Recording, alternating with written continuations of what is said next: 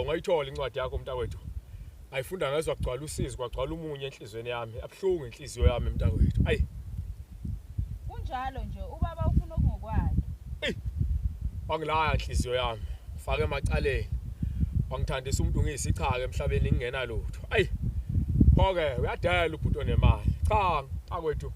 Nami ngiyawufika ngibike ekhaya ngingenqume ngithathe nezinqumo ngibe mde ngingedwa ngoba Belisha ibambela umniniyo umntana omuntu ngilinde nje themba lenhliziyo kancane ami ngisalungisa icala ami ngiyalazi dala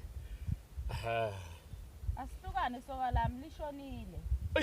Ingelobusika themba lenhliziyo uqinisile liwa ngeintaba nami ngizokwazi ukunqamla imango ufike kusakhanya kwelakithi. Yabonga nkosazana okuhle kuwe mntana omuntu.